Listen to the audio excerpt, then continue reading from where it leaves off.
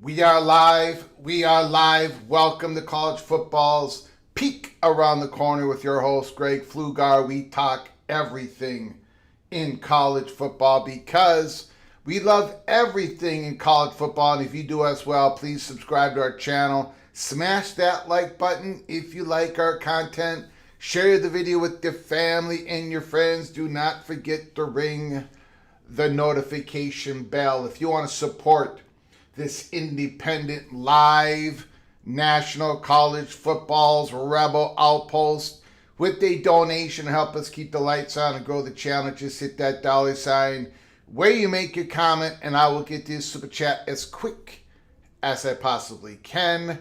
Welcome everybody into the studio that sits on the corner, the very corner of Keith Jackson Parkway and Kurt Gowdy Avenue.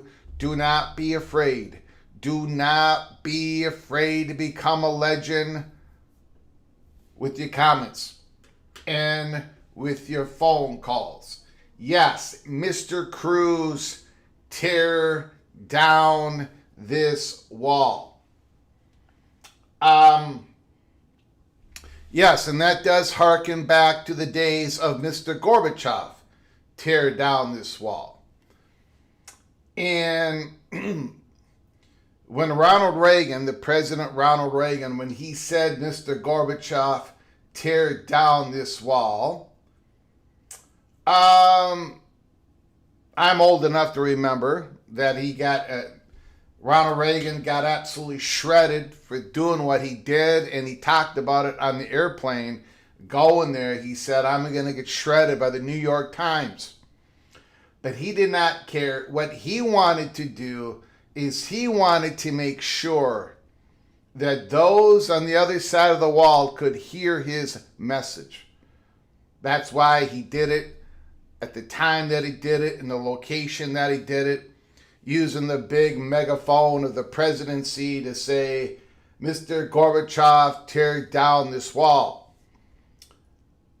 There is a belief out there, and there was the belief out there a couple of days ago. That's why we gave you the peek around the corner, that forces were starting to mobilize voices and forces outside of the SEC and the Big Ten that we're going to challenge this wall, this 19-5.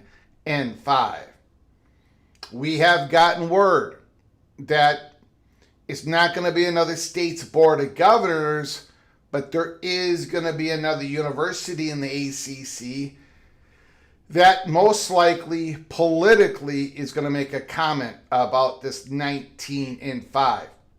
So, you might think this doesn't mean anything at all. It doesn't. Board of Governors, a task force, putting pressure on the legislature, the House representatives, I should say, that represent the districts in the state of Florida. I think this is going to spread. We're going to go through that. We did an episode on that, an episode 519. If you did not watch it, go back and watch it later on this evening when you're having your dinner, having your beer. Go watch episode 519. But we're going to cover most of that here on the live show. The Board of Governors Task Force in the state of Florida coalescing around the idea that, yes, they do support the main pieces, the core of the bill, an antitrust exemption that covers eligibility, that covers the transfer, that covers the player compensation, all of these things. But they do not like the 19-5. So we're going to go through that article real quick once again.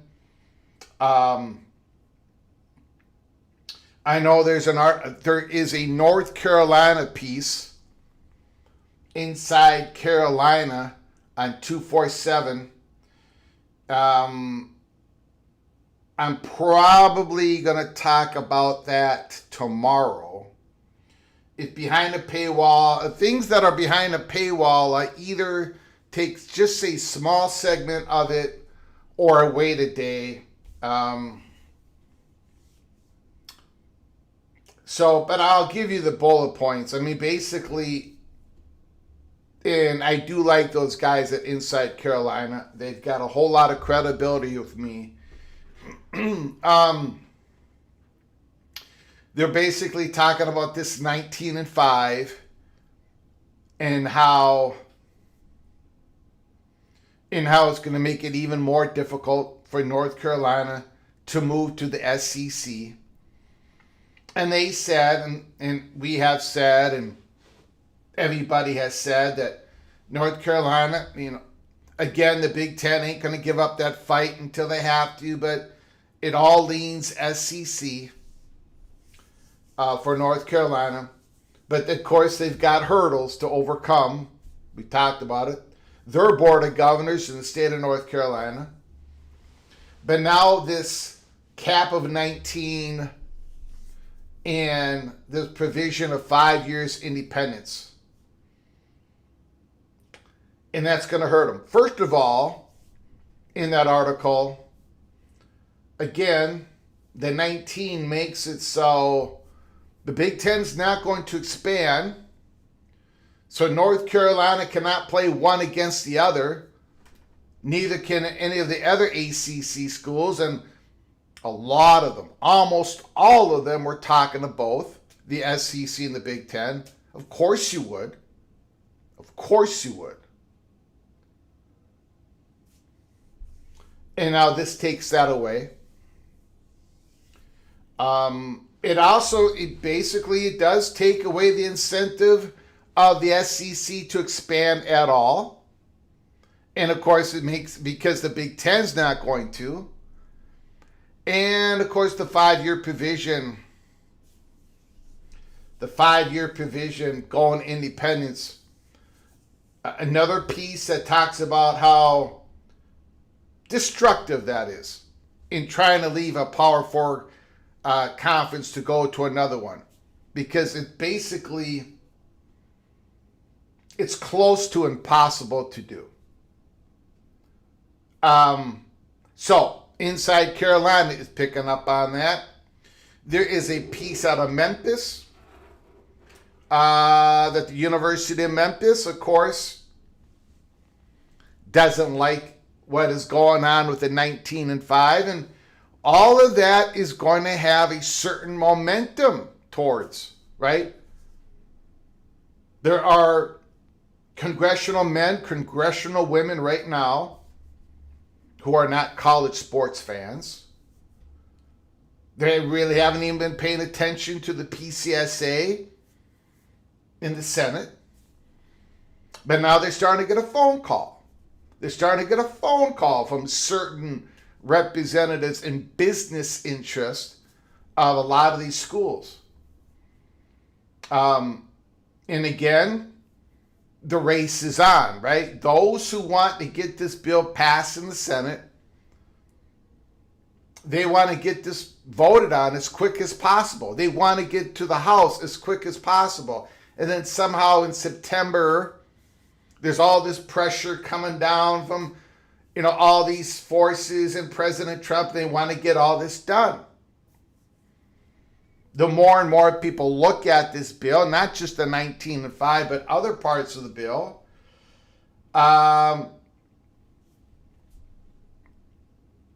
it's scary. It's scary, ladies and gentlemen. Now, it was really scary to go and do your own silos. But passing this, Kyle Saunders, we're not going to have time to cover it. Kyle Saunders, who does a lot of great coverage on this bill, he basically says, geez, everything that Maria Cantwell and Cody Campbell, but Maria Cantwell wanted in this bill, it's really locked in. If this gets voted on and passed, it's really locked in. The things that Ted Cruz wanted, they can do away with those things years down the road. Very interesting times, very scary times for college sports. Anyways, so I do want to say thank you for everybody who have joined us. We've got 86 people in here.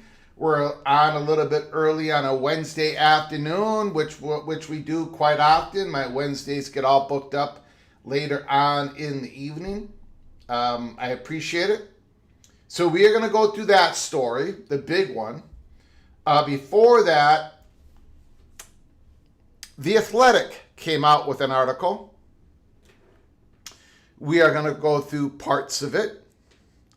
And it talks about the sleepers in the 2026 season. Those teams that were not listed in the top 25 of the coaches poll, but those teams that you better look out. You better look out. There's sleepers in there. So we're going to start the program with that. Pretty fun. I have made an executive decision. The I Do Declare World College Football Championship, where you PATC Einsteins, you come in with an I Do Declare, Super Chat, I Do Declare, and then we give you evaluation 1 through 5, 1 being, just barely above chalk, 5 being the most bold I Do Declare predictions to happen in the college football season. If you get it right, you get the points. If you get it wrong, you get deducted those points. We have got 108 I Do Declare that are booked in to this year-long competition. As the year goes on, if you get it right, you get points. If you get it wrong, and we're going to have a standings, and we're going to take a look at it every single year. every single week, I should say. So far, we've got 108. So thank you for those who put in I do declares, 108 of them.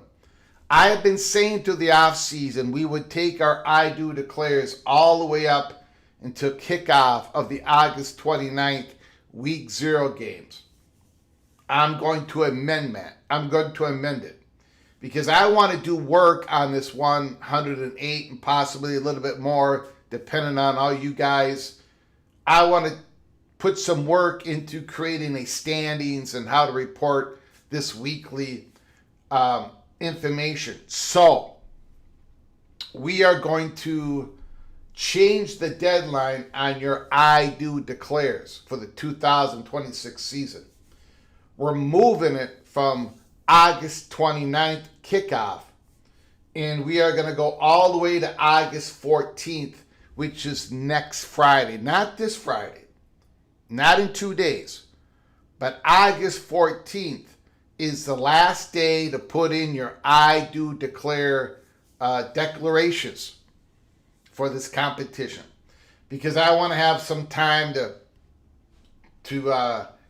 I'm going to figure out this way to have a standings and put it up on there, and I got to figure this out. So that is what we are going to do. I've also got to figure out I got to figure out a virtual scoreboard for our watch parties. So I got to work on that. We're not going to have the chalkboard. We're not going to have the chalk. We are in too nice of a studio here. It's new everything. So I cannot mess this up. The little general will have me. So virtual scoreboard up on the screen as we watch the football games, watch parties. It's going to be an exciting time. So, new deadline on the I do declares to submit them in August 14th at the end of the live show that I do on that Friday. And that's it. The doors will be shut until next year. And, okay, that's it. So let's get into it. We've got a very kind super chat from Helmer Hennison, $2 holla.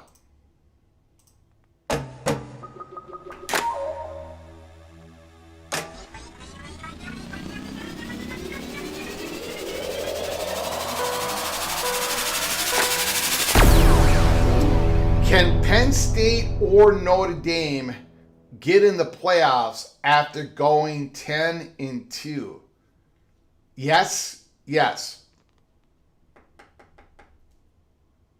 Yep, I think so. Now, of course, it depends on who they lost to, who they want, what big wins do they have, what were the scores. But I think look, the SEC is going to 9 conference games. There's going to be 10-2 SEC teams that are going to make it, possibly a 9-3 team. Alabama was 10-3. They made it in last year. Yes, I think Penn State or Notre Dame could get into the playoffs going 10-2.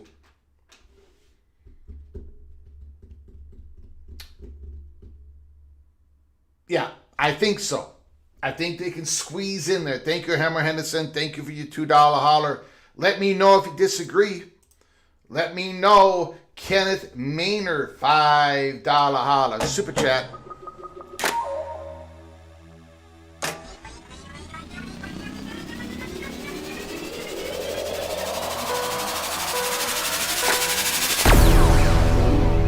Sounds crazy, but UCF has no shot at P2.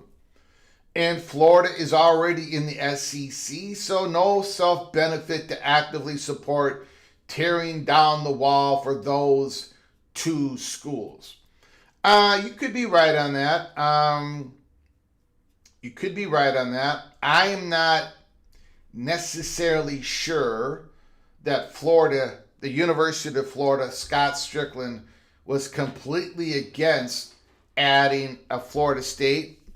or a Miami. I think there would be benefits to Gainesville on that. But, and also some negatives, and I think the state of Florida would benefit Florida State to get to a P2. The state of Florida, even though Miami's an independent, the state of Florida would benefit Miami getting into a P2. So I understand there'd be some voices at Gainesville that would definitely not want anybody. They want to keep things the way they are and all that. But I got to keep saying this. Any action from the government that kind of try to bolts down everything the way they are now and keep it this way into perpetuity, to keep it this way going on and on and on, that is one heck of a horrific outcome. I think it takes away innovation, competition, motivation. And of course, it takes away freedom of association. I think it's horrific. The voices that are outside the SEC and the Big Ten who want this 19-5 to be torn down, they're just starting to gather up steam. And that article, that the information coming out of the Board of Governors Task Force of yesterday on a Tuesday, it has only just begun. There is another ACC school. Well, there's actually two of them that I've been told.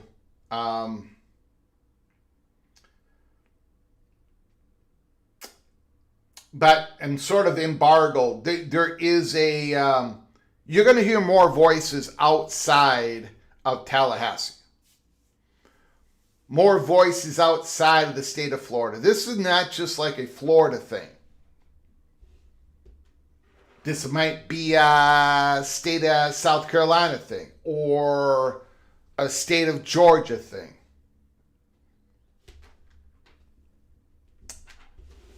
Thank you, Kenneth Maynard. Thank you for the $5 holler. Thank you, starting us off, Kenneth Maynard and Hammer Hennison. Very much appreciate your generosity. All right. No idea what he's saying. I'm doing the live show. No idea.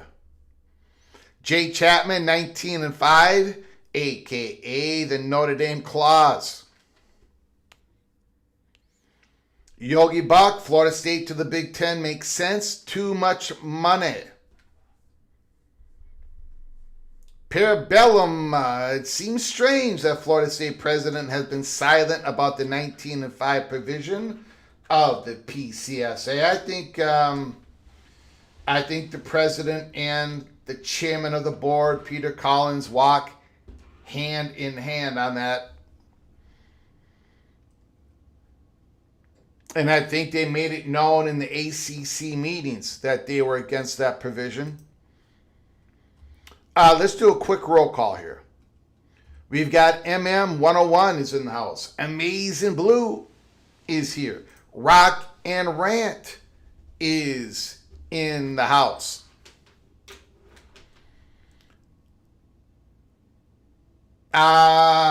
I bet you're the one that's about to comment, may or may not have the president's granddaughter about to start Miami, the golfer, and may or may not have the Secretary of State as an alum, Marco Rubio, but I could be wrong. I was not going to mention that. But look, I'm not going to say anything about the granddaughter, but I will talk about Marco Rubio for a moment. I find it impossible to believe that this thing is going to get through the House and have the president's signature sign it without Marco Rubio leaning in and saying to the President Trump, this is, I don't know if this is right. I don't think this is good. This is going to hurt. I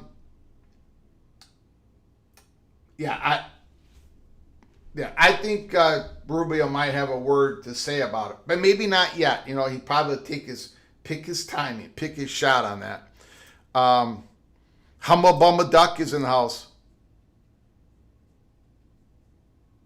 I really appreciate you enjoying the content. Thank you so very much.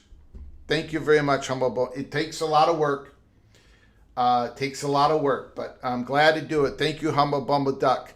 Good afternoon, Greg. All just stopping by to pay my respects. Loving how you're doing so many shows. Really enjoying the content. Buckeye Greg is in the house. Kenneth Maynard.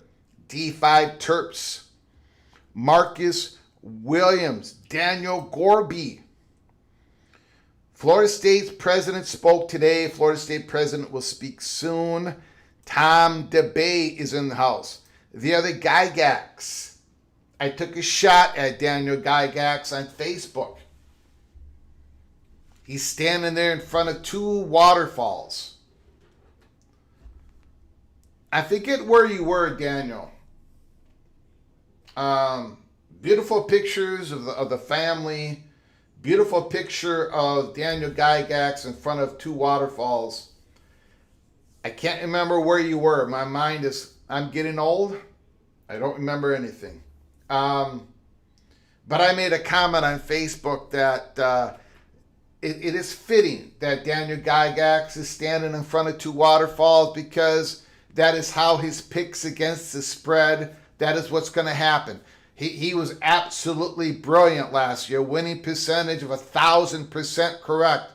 But that number is going to be tumbling down two waterfalls. Daniel Gygax. So I had to throw an elbow at the man. Cathedral Falls in West Virginia. Thank you. Thank you, Gygax. Appreciate it. Cathedral Falls in West Virginia. Beautiful scenery. Beautiful family.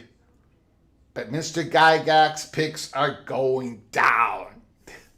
All right. Helms Light is in the house. Farmer Boys is here. We've got the LSU Tiger. Ryan Brooks is in the house. I probably forgot everybody. I'm sorry. MBM, the Oklahoma State Cowboy. J Math, Doc Boots, Gary Scott, Deadeye, Yo Greg, Yo Deadeye. J Math is in the house. J Math is in the house. Frank Pater is here. He predicted 19-3. Okay, let's see who else made it in. Skaven, yes. Skaven, yes. The Cornhusker is in the house. Thomas Moss is here. Outlaw Skis. Preston from North Carolina. No more chalkboard. Not the chalkboard. Not a real chalkboard. No. I can't make that mess in this studio. I could in the old, but not in this one. The Evil Badger is in the house. Grateful Trojan. All right. If I missed you, I apologize. Thank you for everybody for coming on in. 134 people in on this beautiful day to talk college football, Wednesday, August 5th. Before we get into the Mr. Cruz, tear down this wall, before we get back to the article that was written about what happened yesterday at the Board of Governors in the state of Florida, before we talk about it some more, before I break down what I've heard and the poking and the prodding and the chatter behind the curtain, we are going to talk some college football like we do every single day during the off season. And then we'll get to your super chats. Very much appreciate it. Thank you for the generosity and support. We'll get to your phone calls. We did not have any phone calls yesterday. We're going to give more time to phone calls today. Hopefully I get somebody upset in the chat. Maybe I'm being too nice. Maybe I'm not being controversial enough. Maybe I'm not inspiring phone calls. Maybe I'm not throwing enough elbows. That's probably all true. Probably all true. The Athletic. 8 college football playoff sleeper predictions from outside the preseason coaches poll. 8 sleepers, 8 of them. No matter how much we think we know about how a college football season will play out, not everything can be predicted. Indiana just won a national championship, for God's sakes. We may have a pretty good idea of the top college football playoff contenders for the 2026 season, but some surprises would inevitably emerge. So after the preseason coaches poll was released on Tuesday, we asked some of the Athletics writers and editors to predict who from outside the top 25 and the top group of 6 vote getter, Boise State, could make an unexpected noise in the playoff race. In the playoff race. Here are 8 unranked teams to keep an eye on. There's 8 of them. The first sleeper from The Athletic. TCU. Hypnotoad has been completely drained of its otherworldly powers? Is that what you think? Is that what you think? Think again. TCU can absolutely win a week Big 12. TCU can absolutely win a week Big 12 in 2026. So whoever wrote this thinks the Big 12 is going to be weak this year and therefore supplant its Lone Star State peer, Texas Tech, as the Big 12 CFP representative. We mustn't forget that the Horned Frogs made an improbable run to the CFP title game in 2023. Now, the Horned Frogs are the only Big 12 team who's ever won a playoff game. Could they do it again this year? Can they be the surprise team this year? Sonny Dykes has a track record with quarterbacks bursting onto the national stage as the focal point of his air raid attack. Josh Hoover is off to try to help Indiana repeat as national champs. In comes Harvard transfer Jaden Craig, the golden arm of Jaden Craig, by the way. A great arm. He's stepping up in the class, but he's got a great arm. Who is one of the most sought-after quarterbacks in the transfer portal and will get to showcase his talents at the P4 level. TCU gets both. TCU gets both. BYU and Utah at home. Although a regular season finale at Texas Tech on Thanksgiving could shape up to be a conference-altering tilt, Chris Kamarani, TCU, The Athletic, one of the 8 sleepers. The next sleeper, UNLV. Dan Mullen has historically gotten the most out of his quarterbacks. So I'm expecting him to maximize Auburn, Oklahoma transfer quarterback Jake Jackson Arnold. Add in the great running back Jaden Thomas. We've talked about Jaden Thomas many, many times during the offseason. And the Rebels offense should be one of the best in group of 6 play. UNLV's schedule also sets up fairly well for a playoff run.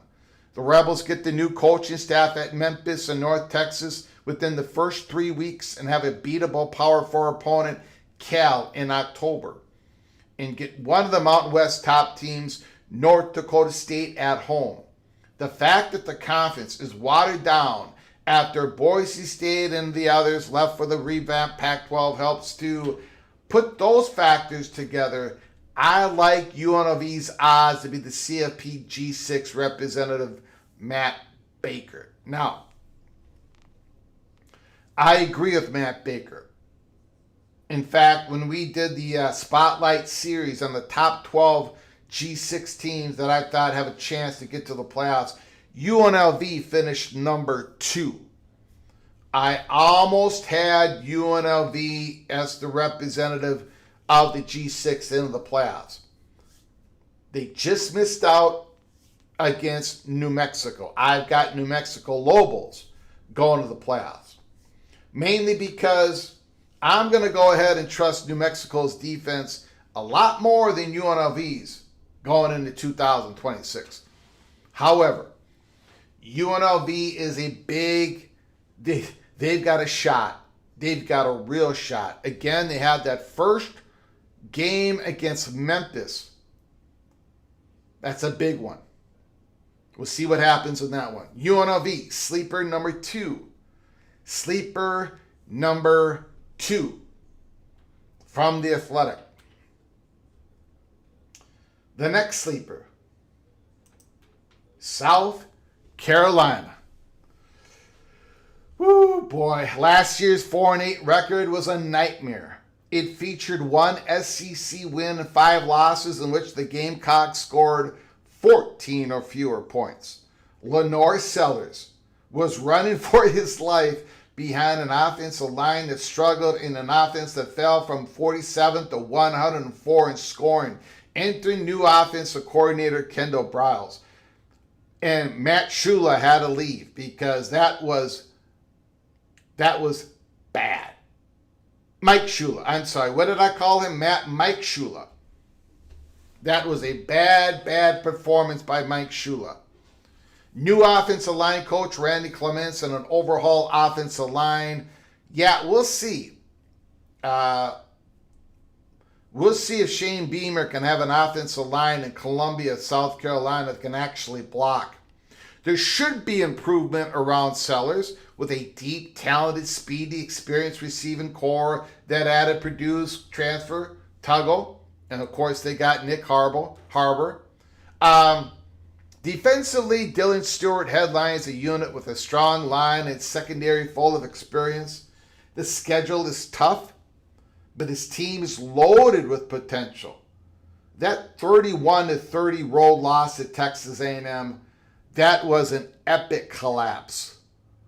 It was the low point of last season, but a 30-3 halftime lead over the Aggies did show what this team is capable of doing. More of the latter could mean a playoff bid in 2026, especially if the SEC's incessant off-season complaining pushes the committee to grant the league an extra at-large bid. Very interesting indeed. Now, I had South Carolina coming in 9th in the SEC. Then on our final prediction segment for the Southeastern Conference, I have the Gamecocks coming in 11th. I just am not sold on Shane Beamer. I'm not sold on that offensive line. Lenore Sellers, Dylan Stewart, Nick Harbor. They've got Christian Clark, who I think could be an interesting RB2. They got Matthew Fuller, who's going to be their RB1. South Carolina, sleeper from the Athletic. The next sleeper on the Athletics list is your beloved. It is your beloved Minnesota Golden Gophers.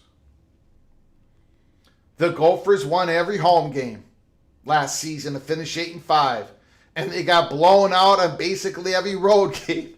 And Coach PJ Fleck might have his best roster since an 11-2 finish in 2019. That's what I keep saying, but nobody's listening. Nobody is listening. This roster is better than last year. It's better than the year before. It's its best roster since 2019. Minnesota has a primary returnee at every important position. Quarterback Drake Lindsay, who started every game in the second season, has several NFL draft analysts considering him a potential first-round prospect. The offense has playmakers at every position, and 3 returning starters up front. Defensive end Anthony Smith led the Big Ten in sacks, 12.5, and anchors a veteran defense. The schedule is challenging, but not overwhelming. The Gophers face all 4 trophy rivals. Wisconsin, those evil Badgers. Iowa, those evil Hawkeyes. Michigan, those evil Wolverines. And the Penn State evil Nittany Lions, which would determine whether they are a dark horse contender or merely a bowl team. But with returnees at all the right spots and a coach who's 7-0 in bowls since heading to Minneapolis in 2017, your beloved Golden Gophers could make some noise. Hold on, I gotta get a Kleenex. I got tears running down my face. Hold on.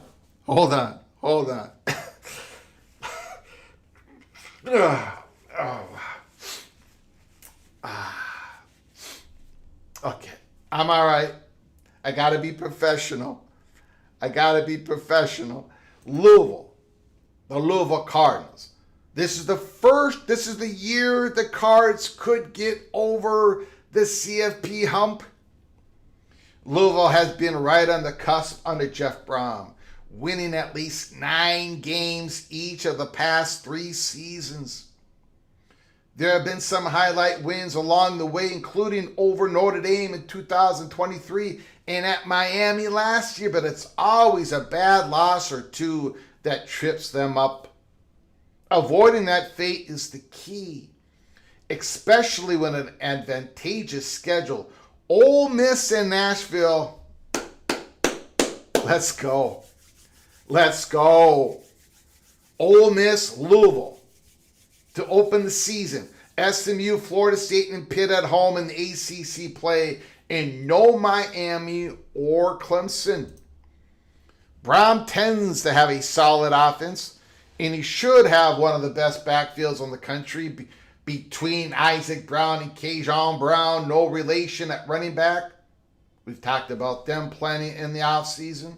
The key will be getting most out of the Buckeyes transfer quarterback Lincoln Kleinholz. If he plays up to his potential, the Cardinals have an inviting path to the playoff out of an underwhelming ACC. Justin Williams. Now, we've got Louisville in the ACC championship game here at Peek Around the Corner. That was our final prediction. We got Miami 41, Louisville 20. So, yeah. Do we have Louisville Cardinals in the playoffs? Well, I'm going to have to. We have not come out with our final prediction on the 12-team playoffs. But we do have Louisville coming in second in the ACC. If there is going to be a second ACC team, I think it is going to be the Louisville Cardinals. And I do not know why. I do not know why the coaches' poll had them outside of the top 25. Tell me why Missouri is 25 and Louisville is not in the top 25. I do not understand that. It doesn't make any sense to me. The next sleeper from The Athletic. Florida. Yes. The Gators. Look out, everybody. They're coming. Florida. I'll join Bruce Feldman in buying what John Summerall is selling. The Gators have been stuck in the mud with losing records in 4 of the past 5 seasons. But Summerall is 43-12 in 4 years as a head coach and took Tulane to the playoff last year. The hire of Buster Faulkner from Georgia Tech as an offensive coordinator is intriguing. And the winner of the quarterback battle between Georgia Tech transferred in Philo and Tramel Jones will have a stellar supporting cast. led by 1,170 yards rusher in Jaden Baugh and rising star receivers in Dallas Wilson, Vernell Brown, and Eric Singleton. The Gators are back. The Gators are back. Well, not entirely back. Not entirely back. But they definitely are a sleeper. The Gators, the schedule is tough, but someone will surprise from the SEC's crowded middle class. Give me the Gators pulling off wins against two of Ole Miss, Georgia, and Oklahoma to get to 10-2 and the CFP Matt Brown. The next sleeper on the list, and there's two left, the California Golden Bears. Absolutely. We got them number 5 in the ACC. So yeah, we agree they are a sleeper. The great unknown weighing down the Golden Bears is what kind of head coach Tosh Lupoy will be. 9 seasons on the staff of Saban and Lanning can only prepare you so much for life in the Big Chat. But Lupoy's portal strategy of pulling fistful of Power 4 reserves to go along with a couple of G6 stars at the skill position is an intriguing recipe for year one. And then, of course, there is the quarterback. That quarterback, Saga Polotele, is on his way to being the first passer drafted in the 2028 NFL Draft. The script would dictate he follows up an electric, if inconsistent, freshman season with a dark horse ACC title run. Did I mention the Golden Bears don't play the Miami Hurricanes? Eric Single. Yes, the California Golden Bears are definitely a sleeper.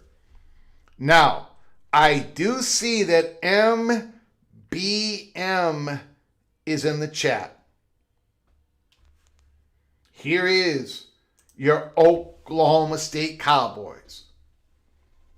It's shocking that the Cowboys haven't won a Big 12 game over the last 2 seasons, but the fix has come by importing almost everything from North Texas, which was 1 win away from the CFP last season. That influx includes head coach Eric Morris, defensive coordinator Skylar Cassidy, and much of last season's number 1 offense in yards and points. Among the mean green transfers, quarterback Drew Mestemaker, the nation's leading passer, running back Caleb Hawkins, 29 touchdowns as a freshman. By the way, Caleb Hawkins led the nation in points scored, up over every kicker out there. And receiver Wyatt Young, another 1,200 yards in reception. I would be shocked if this Oklahoma State team could not find its way into a bowl game and better than expected transition with so many key faces familiar with each other makes for a high ceiling. The Cowboys have Oregon and Texas Tech at home, and they do avoid BYU and Utah. There's a lot to like. Chris Vanini from The Athletic. Great article. Fantastic article. I agreed with a lot of those sleepers that were put in that article. Louisville, Oklahoma State, TCU. And that, what's that team up north? Oh, yeah. The Golden Gophers. The Golden Gophers. Beautiful article. Absolutely love it. I give it a 10 out of 10. Jim from Blacksburg. Roll the boat. Sky you mama. Skaven, yes, the Cornhusker. Greg the Golden Rodent are not going to the CFP. All right, let's get to the Super Chats. Dave Valinsky, who is a Golden Gopher, $2 holla.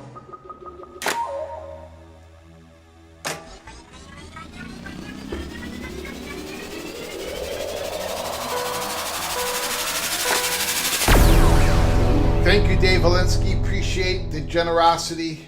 Greg the Maroon and goal. Hammer Hennessy. Minnesota running passing plays. Yards, balance. Well,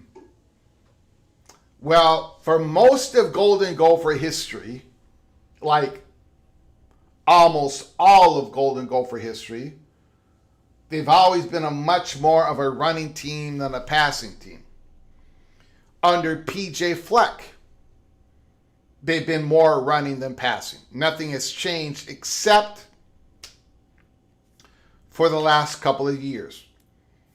Max Brosmere and now with Drake Lindsay, unfortunately, they've not had a running game to speak of.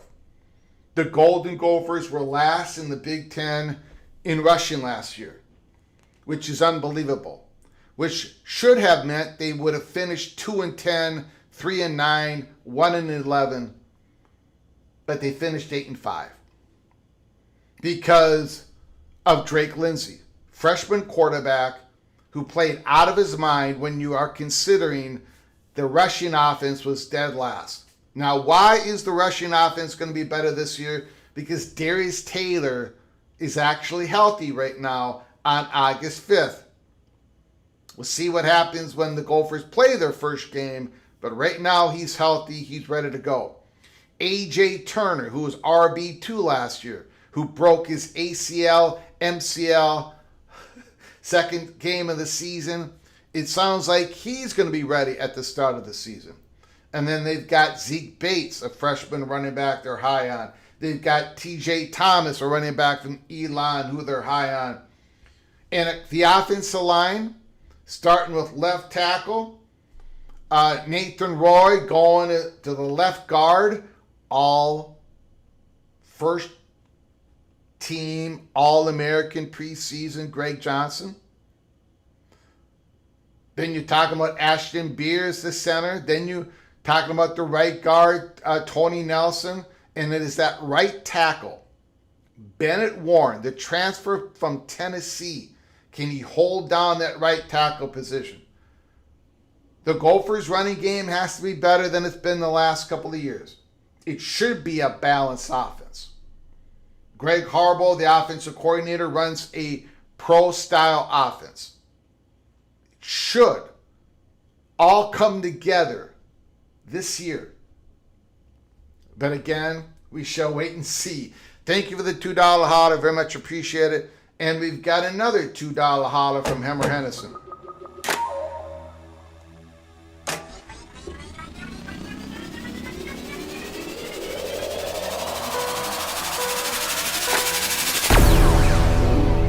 Michigan State, Penn State spend more money on hockey than Minnesota.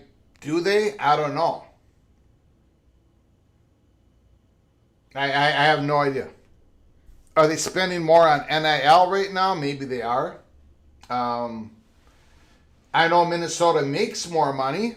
They have the highest revenue for any non-football, non-basketball program in any athletic department anywhere in this country. But spend, I don't know.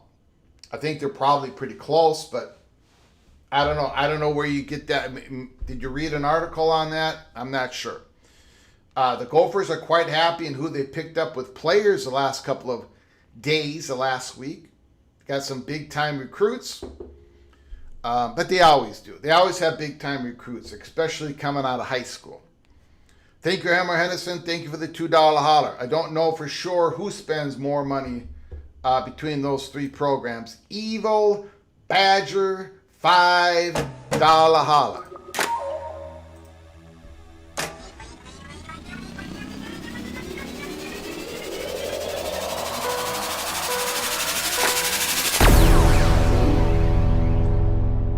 Hammer Henderson, all I know is that the Gophers play the Badgers. Drake Lindsay will be running for his life from Poza, Cheeks, and Catalano.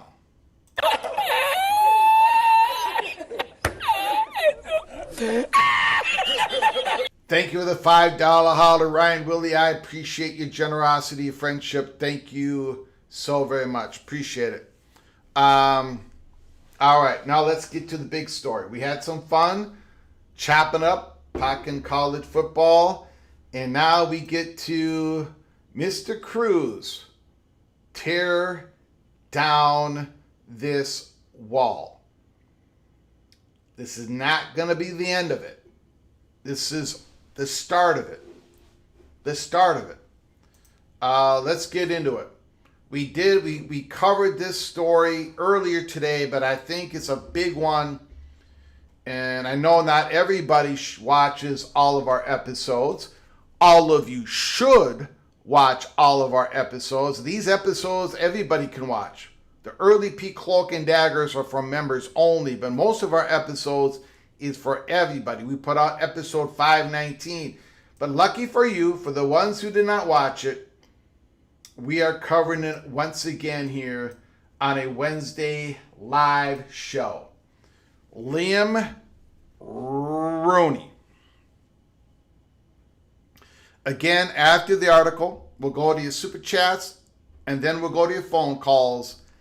When you call in, the floor is yours. You do not have to talk about the subject that we talked about during the monologue. Your super chats don't have to talk about what we talked about during the monologue. Your other comments, I will post if they are related to what we've talked about in the monologue, or if I find them funny or interesting, intriguing, all of that good stuff. Liam Rooney, the Tallahassee Democrat, Florida Board of Governors discussed the future of college sports. The Florida Board of Governors Task Force on Intercollegiate Athletics will meet in Orlando on Tuesday, and they did. This was right before they met.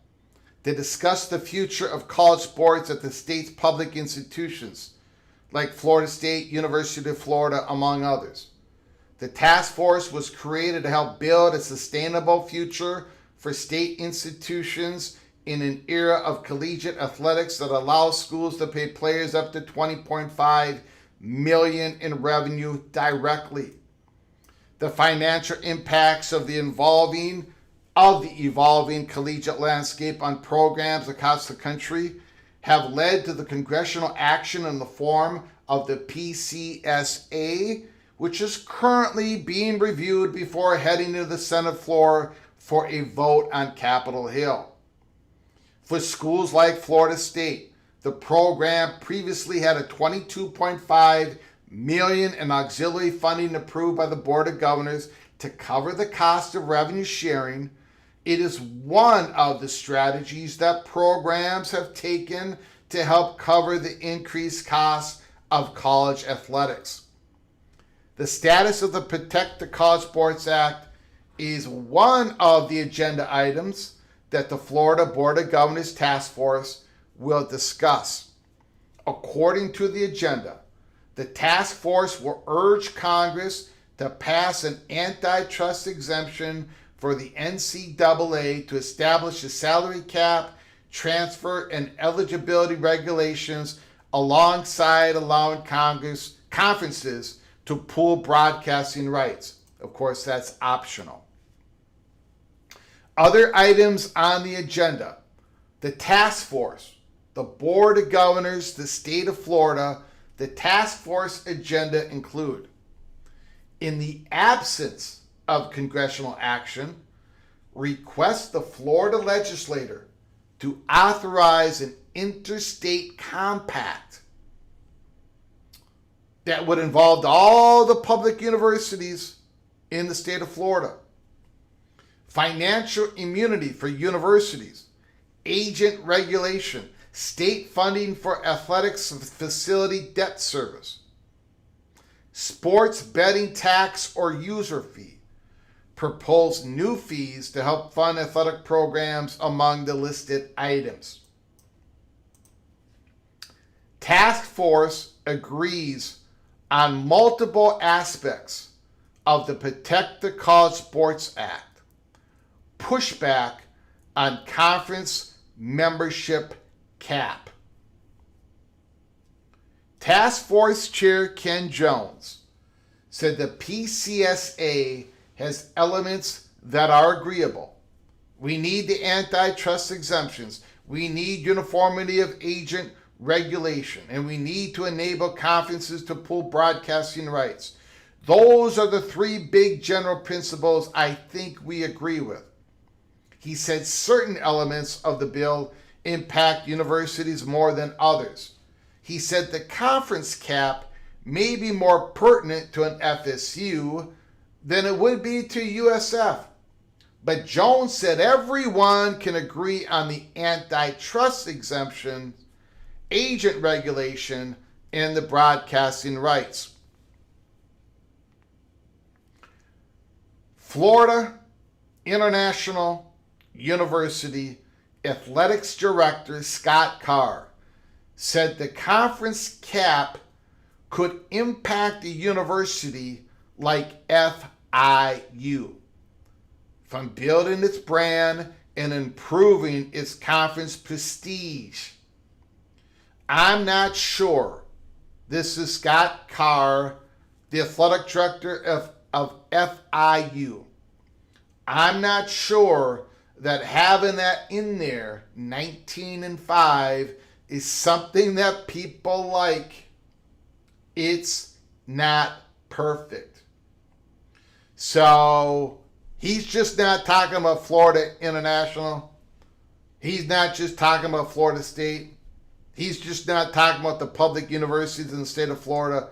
Look, he says, I'm not sure that having that in there is something that people like. Generally, they do not like it. It's not perfect.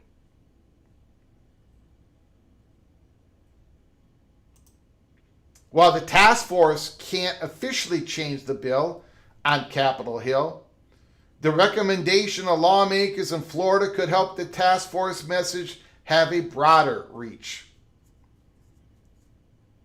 Whatever we do today, we're going to have a couple of more shots at making it right. Task Force Chair Ken Jones told the room about agreeing on the state university's portion on the PCSA. What is our position here? This task force. Well, it's obvious we are now for the 19-5.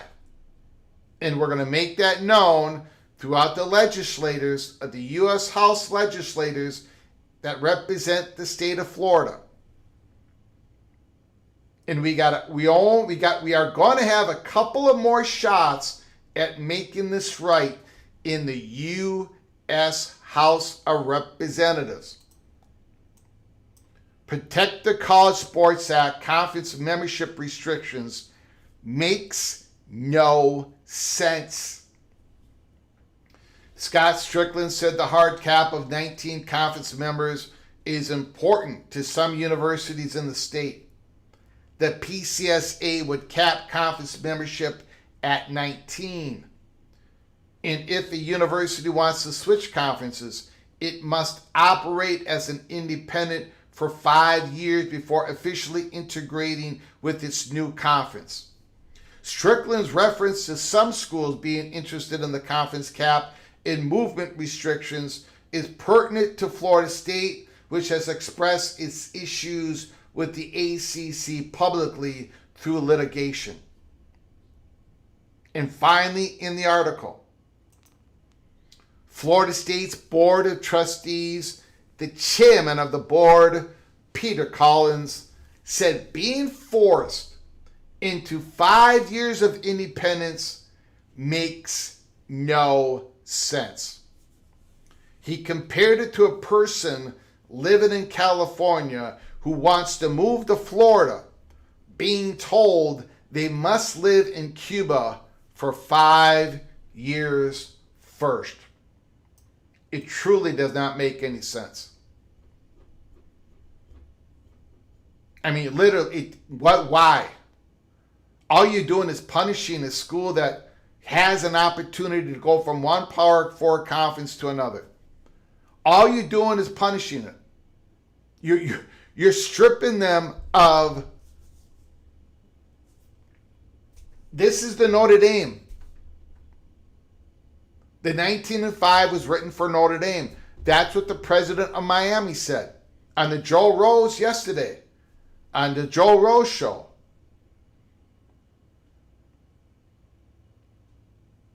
Why have that 5-year provision in there? Because you want to permanently stop everything right now? You're stripping away a lot of schools' freedom of association. In some schools, you're not stripping their freedom of association at all.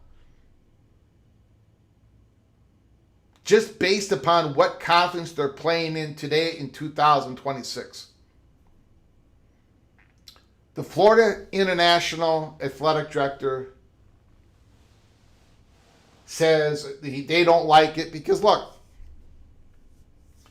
Florida International, however you want to think of them, however you think their opportunities are in the future. I saw a chat here saying that kids that go to the Florida International are kids that could not make it in the University of Miami. That might be true. Florida International is in Miami, but there's not many students that can go to Miami doesn't have that many students. They're trying to increase that, by the way. But there are very good students that go to Florida International. And how they're thinking is Conference USA, while that's a great place for Florida International being today, they don't believe that is their destination. It's just part of their journey. All of Florida International sports, except for 2 of them, are played in Conference USA. The other 2, men's soccer, and I think the other one is swimming. I could be wrong on that. The other 2 sports that Florida International sponsors is in the American Conference. And that is where they would like to go. Or maybe if they can't make it there, somewhere else, but they would like to have the freedom to move up. Now, this bill does not directly take a shot at a school like Florida International, but it does harm their ability to get to higher ground, to get to a place with more money, more prestige, and more exposure. Because they know the chances of the ACC expanding or backfilling, grabbing a USF, those chances are greatly diminished.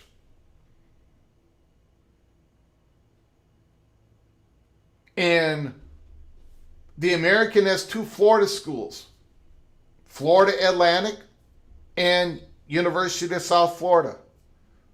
And if South Florida would leave and go to another conference, the ACC or the Big 12, there would be an opportunity. There would be an opportunity for Florida International move up.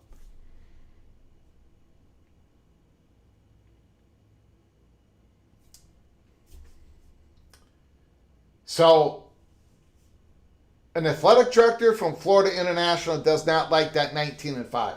Florida State, obviously. You heard what Mr. Peter Collins said. And let's be honest about something. There was a lot of interest, a lot of schools that were not really invited to the negotiations, the battle in the Senate with Cruz, Cantwell, and Cody Campbell. The SEC and the Big Ten were not even invited into right to participate in the original bill. But at the end, they were invited in to get these compromises, to get their support. Okay? So we had that battle. We had those negotiations. But there are a lot of other interests out there that were not invited to the original written of the bill. And They were not invited to the SEC Big Ten tangling with Cruz, Campbell, and Cantwell.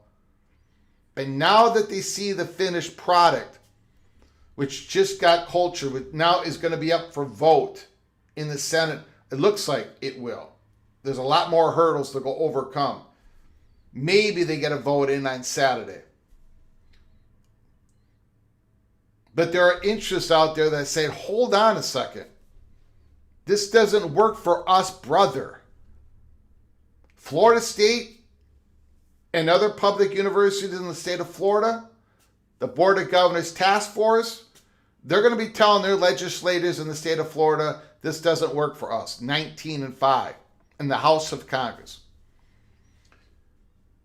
There is going to be at least another ACC school that is going to come out publicly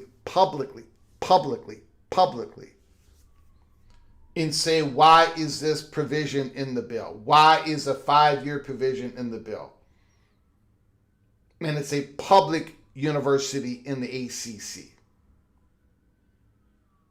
At least one other, if not two other, coming out soon.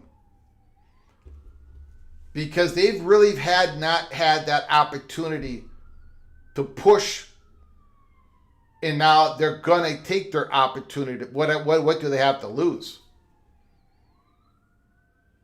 Speaking up in the ACC conference meetings and saying we do not want to support this bill because of that provision, that is the hardest audience to say that in front of, the ACC audience. Now this is easier. It's easier to fight this battle now. Now that it's known in your own conference that you don't want that provision. The lawyers are gathering up. Money purchasers are gathering up.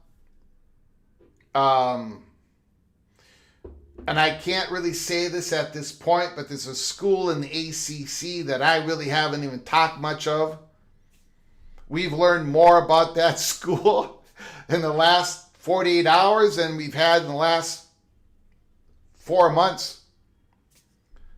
And their interests, they believe, are not being taken care of in this 19-5. So this is the beginning. It's not the end. As we had Peek Around the Corner a couple of live shows ago, we said that forces are starting to form outside of the SEC and the Big Ten. This was the first one, not the last one. So we are going to continue to cover this story because it is a story.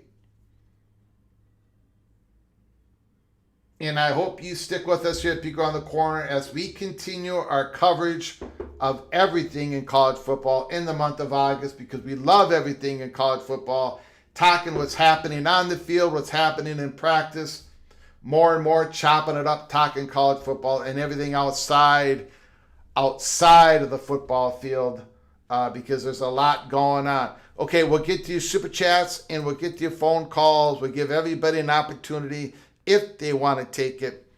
We got Christopher Hooter. Thank you for the $2 holler. Appreciate it, Mr. Christopher Hooter.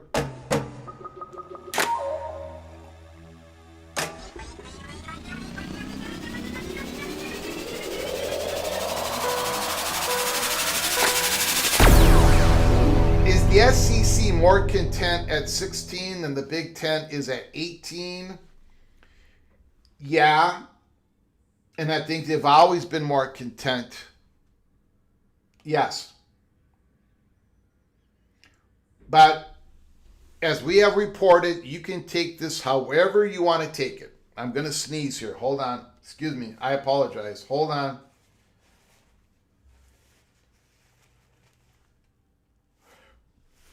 Maybe not. As we have reported to you,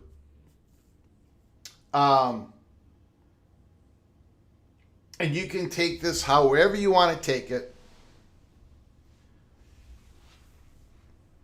The SEC has been told that they're leaving money on the table. And they will be leaving money on the table in the future years if they do not expand. They've been told by consultants, they've been told by banks, they've been told by people who run certain industries that the SEC would make more money for all the institutions. They would be better off. They would have better student diversity. They would have more markets. They would increase their footprint. They would be more healthier in the total marketplace and versus the Big Ten. But the Big Ten is probably less content because they've had their eye on the southeastern part of this country for years, and they had a lot of different options in front of them. So I would say yes. I think the SEC would take the trade-off, saying to themselves, okay, if the Big Ten, if they stay at 18, we're more likely to stay at 16. But even that, I'm not sure they're going to be. Look, this bill, the number one goal was get an antitrust exemption. So, and it wide enough to fulfill to be able to govern themselves when it comes to all the items that are listed in that bill. You know, eligibility, transfer portal or transfers, cap, all that stuff. They got what they needed. I don't think they necessarily got everything they wanted. And we'll see if that's enough. But right now, there are other voices outside the SEC and the Big Ten that are going to have their voices heard in the House. So I've seen very, very, very intelligent people on X message board saying, you know, this is it. The Senate was the harder one to go. The SEC and the Big Ten, they vocally supported the Senate bill. They're not going to go back and try to rearrange the chairs on the Titanic when it comes to the House. All of that is true, but there are other voices out there. There's other voices out there, and they're starting to be heard. Thank you, Christopher Hooter. Thank you for the $2 holler. Very much appreciate it. We will go and open up the phone line, 763-260-1333, 763-260-1333.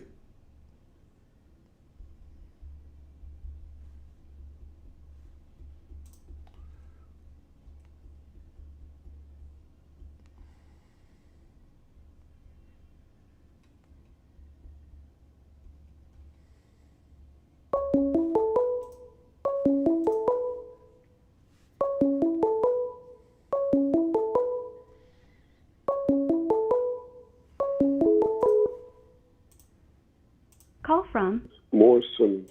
Morris Simmons, thank you for calling, sir. I appreciate it. The floor is yours, Mr. Seminole. Okay. Yes, Greg. One thing I want to say is this. If the Big Ten and the SEC, if the primary reason why they pushed for this bill was to get what is it that you said? That Antitrust exemption, yes. Antitrust exemption. They've been trying to get that for 7 years. Yep. Okay, I understand. Yep. But in the meantime, you interview all these schools, yes. And all these schools was under the impression that realignment was coming. Okay. Oh, but then you get the antitrust that you've been trying to get for years. And almost like a slap in the face. Yeah, the Big Ten, SEC got what they want. The hell with everybody else. That's how it's looking now.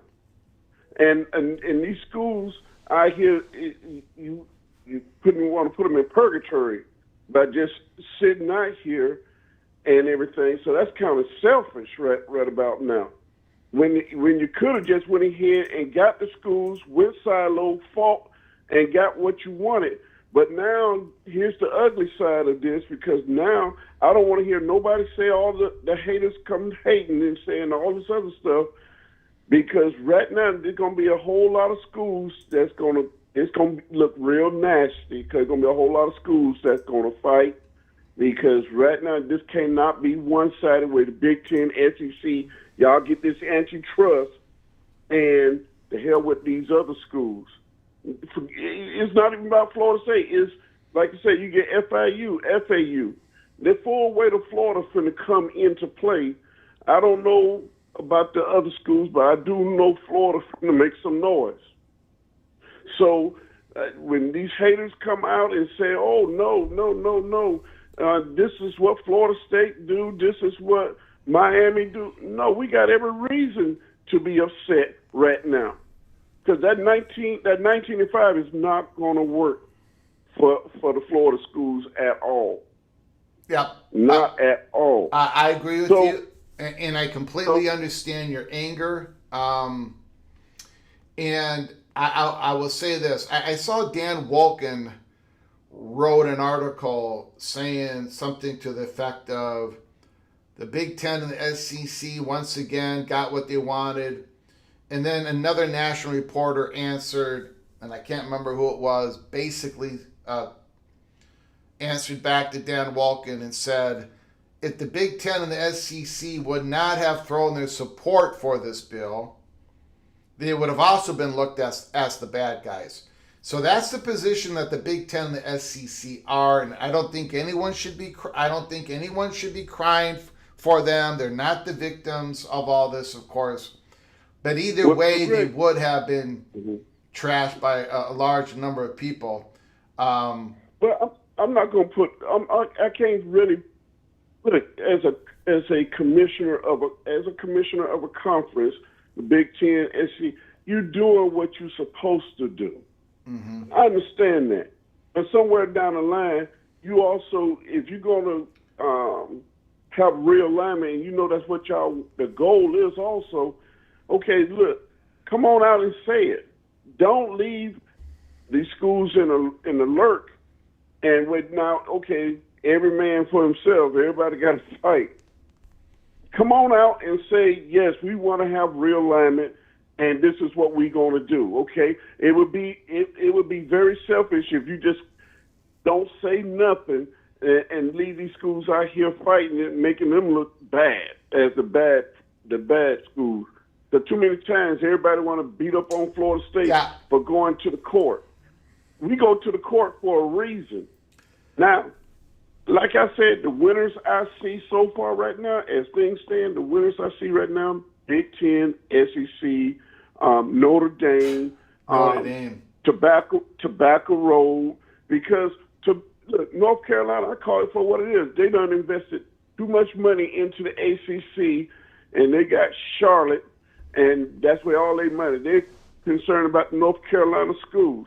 You got a faction in North Carolina that don't even want to go into the SEC. They'd rather stay in the ACC. You got another faction that want to go into the Big Ten. Yeah. So they handcuff. Yeah. But if they handcuff and they can't decide what they want to do, let's move on.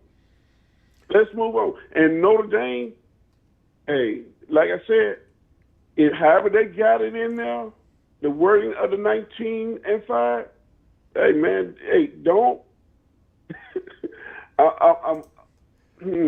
Morris, slow with it. This is a brilliant phone call. You are speaking for so many. You are coming at it with emotion, with passion, but logic as well. You are speaking for those who are not being taken care of in this bill. For those that are not Tobacco Road. Your how you describe North Carolina is perfect. The Big Ten and the SEC and Notre Dame, they're going to be fine. Notre Dame came out a big winner. I mean, this is their ultimate dream.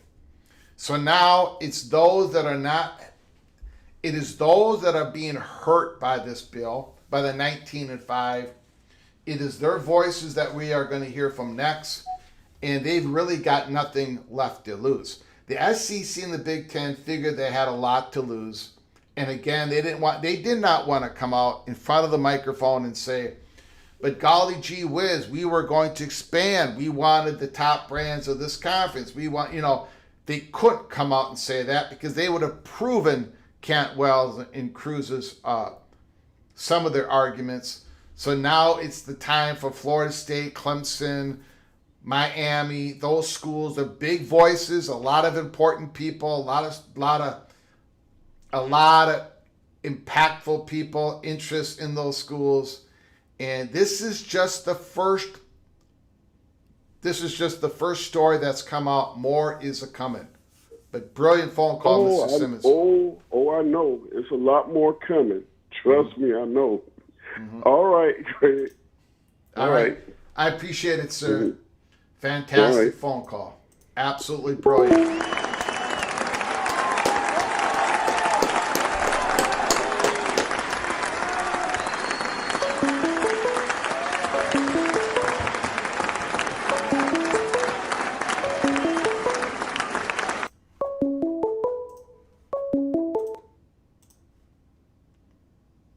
Call from. Rock Band. To accept, press. I did not get the name. Oh, it's Rock and Rant. Oh, Rock and Rant. Nice to hear from you, sir. The floor is yours. Holy smoke, sir. Yes, man. You should run the 40-yard dash, dude, because sometimes you shut down the phone lines faster than I can grab my phone. So you're a fast man, despite what people might think. Well, Anyway. I'm not a fan.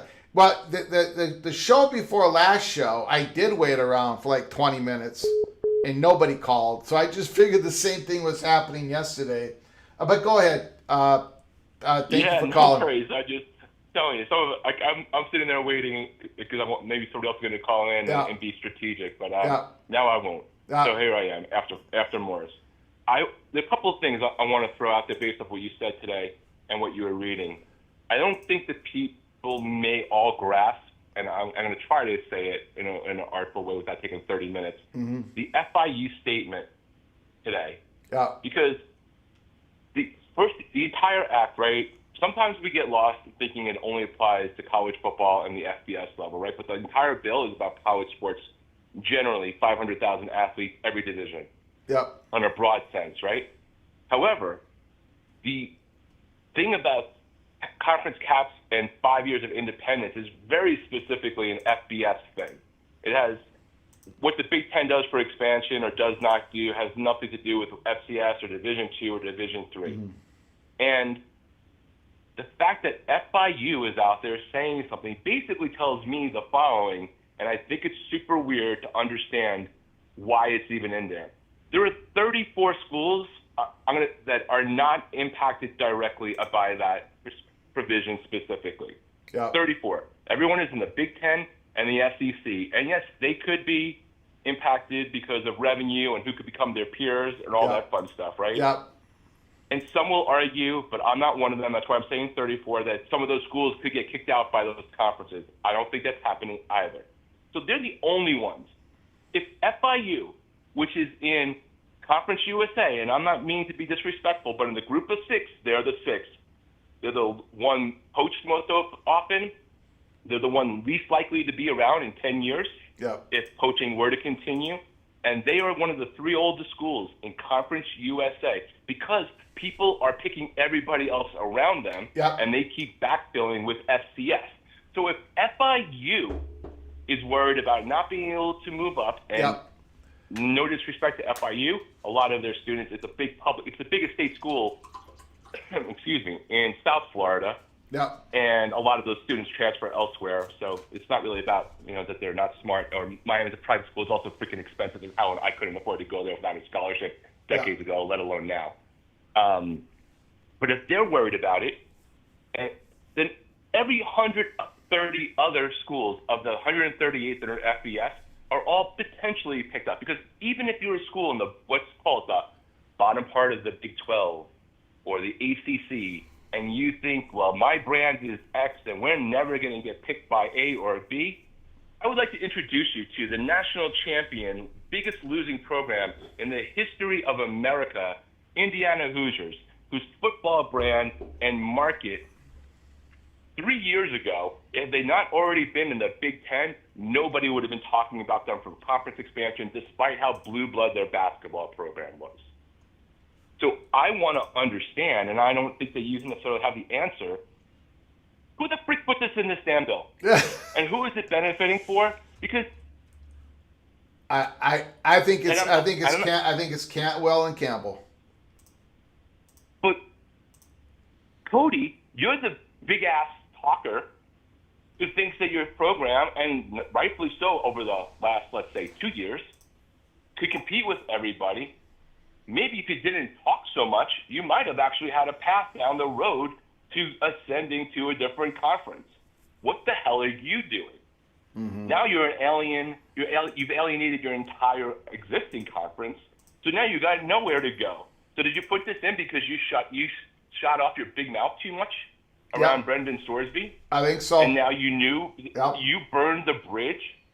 And why the freak in this country are we going to let one billionaire jerk off control everything that's going to impact 130 other schools, thousands of other institutions that don't really give a crap about that aspect whatsoever, over a bill, and I sent this to you just now in DM, was a response to Midwinter, over a bill that some of the aspects that do apply broadly, now that the whole bill has been published, don't even solve the problem that they purport to solve in other areas like coaching salaries and where that's coming from. Because the over $500,000 is a great summary, and someone responded to Midwinter that it doesn't actually apply to anybody because the schools that the schools who are paying more than that already are already getting boosters to pay for that salary, and everyone else isn't even paying that salary. So it's a point in there for optics that actually applies to nothing.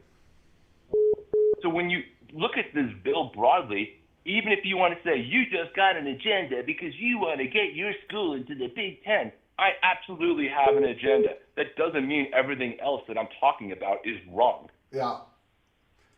Well, what about Maria Cantwell? I mean, well, that was the biggest part because the response that I forwarded to you in text, you may or may not have time to we can look at it later, was literally in response to, was literally in response to her statement once closure was going to get invoked, all the things she listed for the bill, specifically about fees for student athletes, not having to pay for being able to participate for the other sports, and the coaching thing, taking away from funding education and boosters and all that. That response was specifically to what she said. So she either doesn't know that the bill she just pushed through as co-sponsor from the Commerce Committee to the Senate doesn't fix those two things, which personally for me, I think it's important for schools. It's not like selfish for my school. It doesn't even hurt my school, right? Or my program or my conference even, really. It's not even solving that, according to one analysis. So now that's the whole problem with this, and why even if the Senate gets through it, the one good thing is that it took long enough that the House isn't going to even be in a place to remotely rush through it, because now everyone's going to be able to see the facts of, hey, you thought you were solving for this, but this isn't like the loophole or the path around this. You guys don't even know what you're talking about. And I don't think that Campbell, in particular, as an example, is probably focused on a couple of those things that she is very specifically looking for. So I just thought that the FIU thing, if you're FIU and you're in a Conference USA and you're the third longest member and everybody else has been tackled essentially as FCS move-ups to your conference, and you still don't want to get locked into the deal, where are the other 130 programs, the other 100 programs, right? 104 programs in FBS. Which one of them should think that they can't be a program that, if not tomorrow, in 10 years you could be? Because, I don't know, is everybody psychic about the geographic moving patterns in this country, or that the losingest program in any sport can't become the dominant program that is, even people are now complaining that they're only ranked 6th in the coaches poll to start the season. Yeah.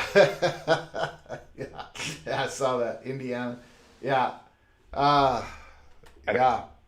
That's the thing. you know, I don't know. People, I get people are tired of listening to me talk about this, but it's like we're trying to nail everything down now, and this is how it's going to be for years. I mean, you can't do that. It's just, I guess they can. And we didn't even talk about the constitutional aspect. Yeah. Right? I'm not even talking about that. Yeah. Think Yeah. about who does this serve in 138 members? 34 members who probably would be fine without it, but their conference wants something different. Yeah. And 104 members of a class, other than Cody Campbell's little girl, Yeah. who wants the dress, who wants the golden egg from Willy Wonka, instead because he's a jerk who's going to go down to the dump. And that's not a shot at Texas Tech fans. It's like, shut your booster up for once if you can. Yeah. Who does this serving if somebody like FIU also does not want to get locked into Conference USA because they aspire to maybe at least get to the Sun Belt, if not to the American? Yes. Yes. Who is this serving? Absolutely. Sun Belt, absolutely. The way Sun Belt is cooking, yep. See, things don't stay the same. That's the problem. I'm trying not to. I'm not gonna go off. Not on this live show, but. Good. And to be clear, if somehow it got changed, Miami didn't get into one of these conferences, I would still be like, I'm glad to change the damn rule because I'm not being intellectually inconsistent about the freedom of association derived from the First Amendment. It's a Constitution's a slippery damn slope to start going off of just because it benefits you today because tomorrow might not. Yeah.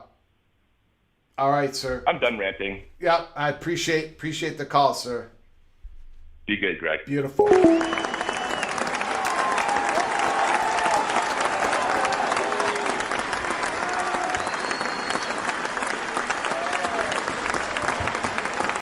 We got ourselves a $5 holler. $5 holler. No Berman.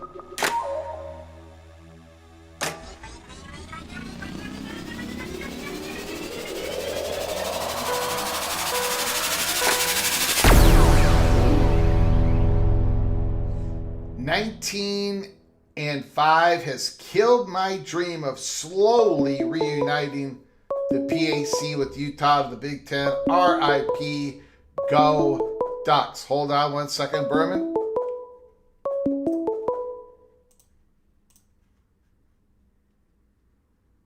Call from Rod Nix. Rod. accept, press 1. Rod Nix, Mr. Seminole. Can you hold on for a moment, please? Absolutely, my brother. I appreciate it, and I love that you called. Thank you very much. No, right. Berman. It's not RIP quite yet. All right? It's not rest in peace. I say rest in paradise. Nothing. 19-5 hasn't killed anything yet. Except for his turn, a few more of my black hair is turning gray. But other than that, it hasn't, and I might have to, if this thing passes, I'm going to have to eat a cheeseburger, which is an abomination. But it's not over yet, no, Berman. It's not over yet. Thank you for the $5 holler. I appreciate it. We've got Preston from North Carolina. Super chat, $10 holler.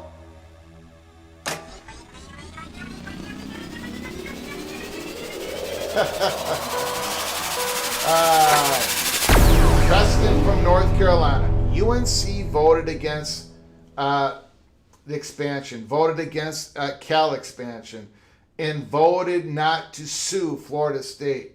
Is there any other ACC school that has lost more ACC votes in the last 25 years? ACC doesn't favor North Carolina. In other words, everything going through Tobacco Road is not true. You are correct. It's not true anymore. That is for sure. North Carolina does not control the votes.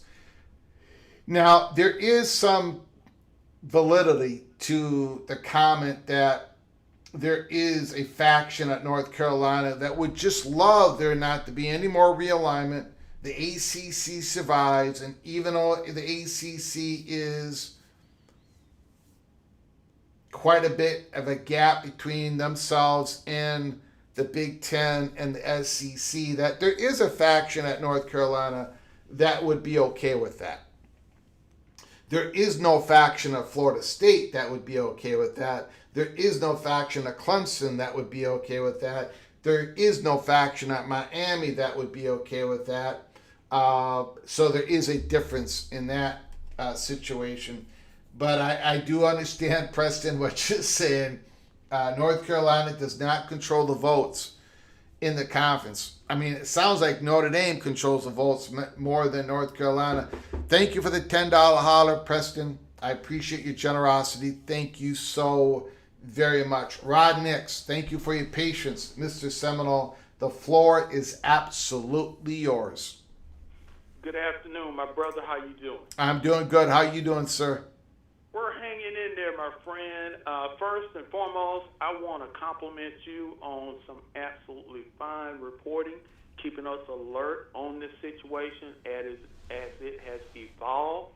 But let's take it to another level, okay? Let's call this what this is. This is a covert operation being orchestrated by certain facets within certain entities to literally shut down the victories that were obtained by Clemson and Florida State over the ACC. There are so many intangibles in here, and a lot of them are being overlooked. So if you'll give me a few minutes, I want to You got all the time you need. Go ahead. Okay. I want to throw some nuggets out here to the PATC family so they can watch this thing unfold.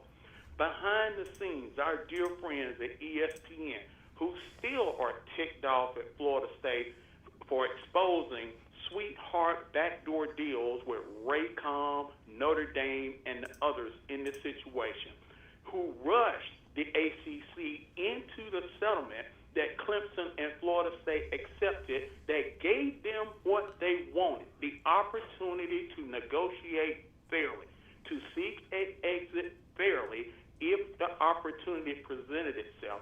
These same entities now are using typical Washington, D.C. protocols.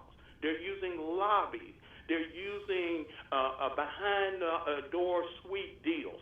Behind the scenes, ESPN right now is rolling through the FCS. They're rolling through the MEAC. They're rolling through the SWAC. They're rolling through all these little schools, all of a sudden offering them these, great media deals that they have never had before. So now all of a sudden these little schools that have historically struggled for cash are getting a serious infusion of cash. And we all know, let's go back to what the great Ted DiBiase used to say. Everybody has a price for the $1 million man. If I start infusing you with some cash, you're going to do what I want you to do. In this thing, the Senate has already moved for their cloture vote, okay? So they're getting ready to bring this thing to the floor. Everybody assumes that there's going to be considerable debate in the House. But the House is quietly being bought because you are buying factions. You are giving money and other opportunities to entities that have none today. So somebody's got to pay the piper. Representatives of the Congressional Black Caucus, for instance, who were adamantly opposed to certain provisions of this, are all of a sudden in a position where they might have to pay the piper because Jackson State or Southern University or Mississippi Valley State is going to get cash from ESPN that they weren't getting. So now votes can be flipped. So this blasted thing is a hell of a lot closer to possibly becoming reality than most people want to look. So how does that affect my beloved Florida State University? And Morris, Daniel Gorby, all of my fellow knows in the PATC family. Here is the harsh reality. Florida State University has to make a very serious decision soon. If we continue this fight, if we go back to court, it's going to cost us a hell of a lot of money. Yes, we've gotten a sweet little infusion of cash right now, and we're trying to do some things. But to go this 5-year independent route with absolutely, positively no guarantee that we're going to have a home on the other side of the tracks would be suicide. This is not about just football for Florida State or Miami or the University of North Carolina. All of our athletic programs would have to literally step out of the ACC, and we would have to find some type of temporary home for everything. And I'm sorry, there are not enough damn streaming services out there that are going to, even though we're making $45, $55, $60 million in the ACC, there are not enough entities out there with that type of cash flow to satisfy the Magnificent Seven and anybody else that wants to make this move. It's not there. The well is drying up. That's why these clowns are trying to protect what they have right now. They took aim at private equity, eliminated that. So they took away the competition. And now they're aiming at the streaming companies in this bill. Absolutely. Bob Thompson keeps talking about it. Yep. Absolutely. So everything, look at the fundamental aspects of the victory that was achieved by Florida State and Clemson in court, and that the entire ACC stands to benefit for. And the bulk of these guys are literally saying, we don't care. We don't care. You guys are being selfish. Everybody is still mad because a few dare to test the establishment. Here's the other thing, Greg. In the House, 308, I read an article over the weekend with my friends down in Tallahassee. Between the Big Ten and the SEC footprint, 318 of the 435 members of the United States House of Representatives are represented by those two footprints. Again, it's an election year. Contributions are flowing. These guys getting ready to go back and campaign. They can't risk the power. They can't risk it. They are going to move with the money, okay? It is going to be hell for Florida State, hell for North Carolina, anybody to make this move. Everybody was concerned about the $700 million we said we would need initially before we filed the lawsuit. Well, I got news for you. It's going to take damn near that amount of money to try to get to this unknown promised land. The best thing, and this is what I want my Knoll family to hear, and I know it's not going to be popular, the best thing for us to do is to just eat this crow, reestablish our prominence, take the 24-team playoff, take the automatic bid, start, pardon my French, Greg, start kicking ass again in the ACC. Win those games, win those incentives, live within our means, and let's enjoy the sport that we love. This political crap, we're not going to win this battle, guys. We're not going to win. If we go back to court, we're vilified even more so.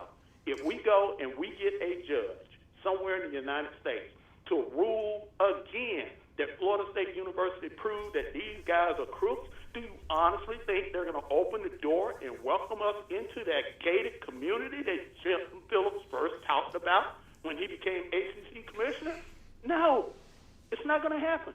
And I know a lot of Florida State fans want out of the ACC. I know we've been treated like crap, but what option do we have? Nothing is promised. They can sit there and say our two senators have been quiet as church mice. Our governor was a member of the committee that got this whole doggone thing started. Our governor has received in the past campaign contributions from Cody Campbell. The guy that is running for governor is being funded by the same doggone machine. Again, everybody has a price for the $1 million man. Okay? Okay. This thing is going to be a mess. Okay? And I know I'm going over and over and I'm ranting. I'm really emotional, Greg. Yeah. But I'm really, really worried that my beloved Florida State University and some of these other universities were being duped yet again. Don't make the same mistake twice. Don't be sitting here 5 years from now taking a chance and you can't even find, you can't have the new Metro, a.k.a. Super League, because they've made that part of the law. You can't get private money. You can't get to a streaming service. We have nothing. You have one thing. I'm going to take a time out and let you have it. Okay, I will answer it. Okay, thank you, Rod Nix. Appreciate it. Thank you, sir. Great call. That was an epic call.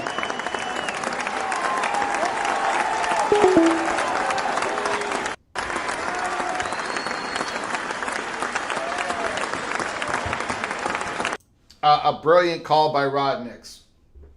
Brilliant call. And I agree with a lot of that, except Mr. Rod Nix. I'm going to push the envelope just a little bit, even though I'm not supposed to push this envelope. But because of that great call, I'm going to go ahead and push an envelope. I do think there is an option out there. At least there are people who believe there's an option out there.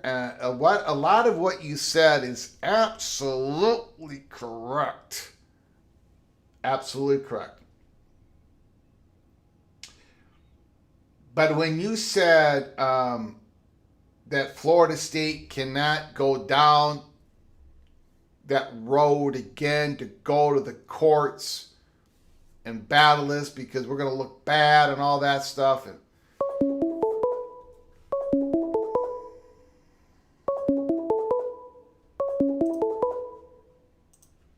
Call from Christopher Hooter. Christopher Hooter, can you hold on for a moment? Yes, sir. Because I want to answer Rod Nix's call here. There is a highly probable option, at least one that we have been told at Peek Around the Corner, and I'm not going to talk about it past what I'm about to say right now. So hopefully Rod Nix is listening.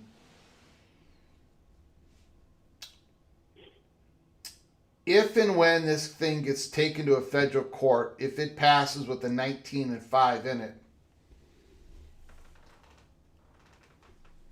unlike when Florida State took the ACC to court, when they did it alone, unlike when they took it to the state court, unlike when Clemson did it alone, this federal court action, the fight for the freedom of association, will not be done alone. At least that is the word that I've heard, and there's already money forces that are coalescing around. It's not going to be an action done by one, which is Florida State. It's not going to be done by action by two, which would be Florida State and Clemson. It's going to be done by actions of many. One fight in the federal court. And maybe that federal court, I think Tallahassee has a federal court, I believe. But whatever, it doesn't. I think that's what is going to happen if everything else fails before that action. But I'm not going to talk about it again because I've been told not to talk. I've already said too much, and I haven't said enough. Go ahead, Christopher Hooter. The floor is yours. Thank you for your patience.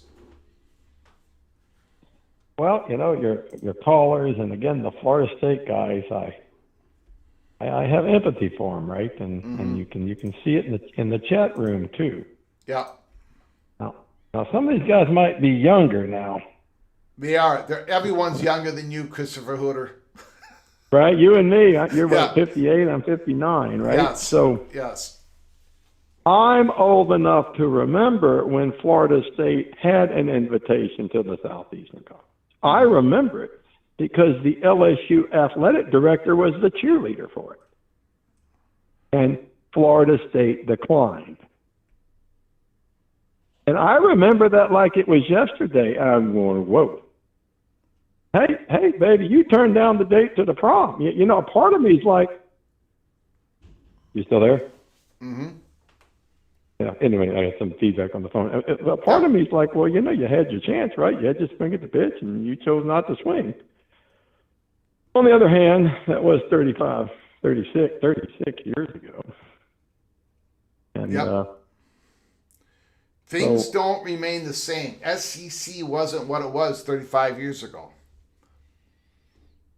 No, but that's when they went to the SEC championship game, yeah? Yeah, but what I'm saying is the SEC wasn't what it 35 years ago, the SEC wasn't what it is now.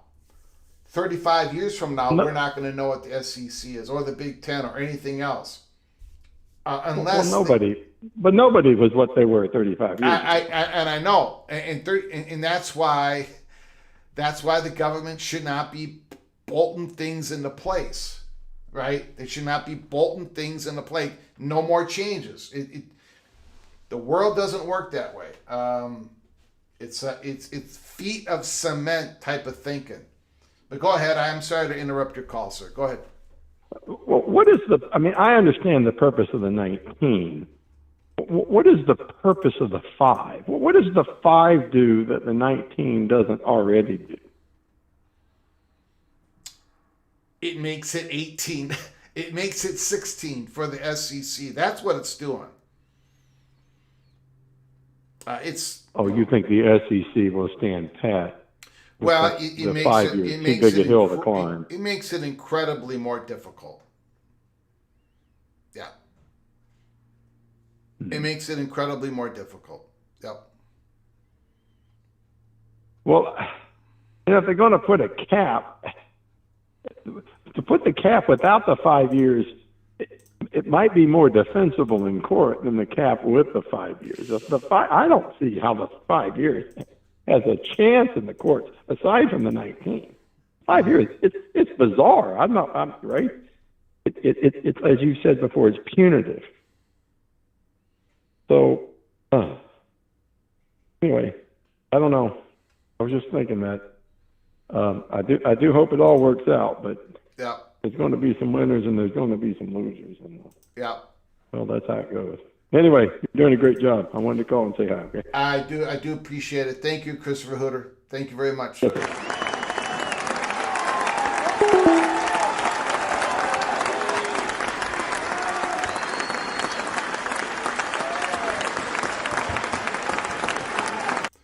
I do want to say special thank you to those who have donated to our program.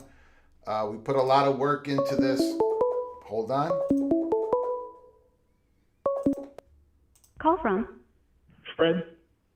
Fred, can you hold on for a moment, please? Yes, I can. I very much thank you. I want to say I give out a special thanks to those who've donated to this program, helping us keep the lights on, grow the channel. We put a lot of work into this, so I do appreciate it. Helmer Hennison, Kenneth Maynor, Dave Valinsky, Evo Badger, Christopher Hooter, Noel Berman, Preston from Greensboro. Thank you so very much. Very humbled that you donate your hard-earned money to this program. I do want to thank the people who are calling us. It adds so much to the show. I do appreciate it. Fred, the floor is completely yours, sir. Go ahead. Thank you, Greg. I listen to 2 or 3 different podcasts that feature the Big 12, and obviously they don't have a lot of listeners of your show on those shows because they've already accepted the fact that the Big 10 and the SEC have left them high and dry, and they've concluded that neither of those conferences must have really wanted to expand. And so it's kind of like, no, there's more to the story than yes or no. It's like, it's like no matter what the Big Ten and the SEC did, it wasn't going to make people happy. So. Well, don't you think, Greg, that they got as much out of that Senate committee that they possibly could? I think they were so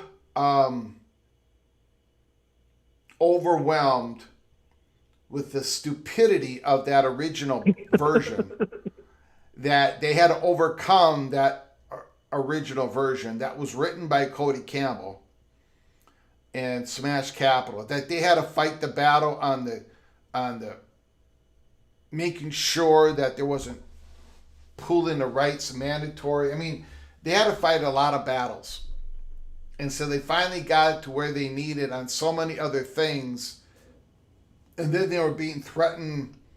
So they went ahead and took the deal. And there's no question that there are people in the Big Ten and the SEC that are like thinking to themselves, that 19-5 probably won't hold up in the courts. So we're not going to hold up this bill. And we think the 19-5 is going to be defeated at some point. I think that is their thinking. And the rest of the bill would not be defeated, just that part. So we'll see what happens. You're right in the sense they reached that timeline where they either oppose it and nothing happens, or they move it to another group of people, and maybe there's still a chance that you won't have to go to court, that the House will help, do away with this 19-5. Yeah. Those are the two options that they face. Yes. I mean, how long would it take? How would you argue against people who come up with 5 years you have to be independent? I mean, that's going to take a whole year to figure out where they got that in the first place, as opposed to how do you disabuse them of that notion. And if they know football at all, they know 19 doesn't work in a conference. Yeah, it's ugly. It's the way that people are thinking who made that Section 205. I don't know. Yeah. On your screen you have not only Ted Cruz, but you've got Notre Dame represented. Yeah. And I was thinking when you mentioned it was the Notre Dame clause in 19 that they ought to just include in Section 205 that if Notre Dame wants to join a Power Four, they have to spend 5 years in the MAC. Yeah. And that's just as ridiculous. That's just as ridiculous. It's just as as ridiculous. Exactly. It's just as ridiculous. I was surprised, but as I've listened to your show afterwards, it's logical at that point to me. I don't have any doubt that they got what they could, and they want to expand, but in the end to me, and I hope we don't ever get to this point. In the end, to me, if they go to the House and the House keeps the 19-5, and people go to court and they still support the 19-5, I think the Big Ten and the SEC, would live with that. But nobody believes that it'll get that far. Yeah. And if indeed, as some have argued, that maybe Ted Cruz, because he received a lot of money from Cody Campbell for campaigns, that he couldn't deliver on those two issues, fine. Let's take him out of the picture right now and go to another place, another group of people.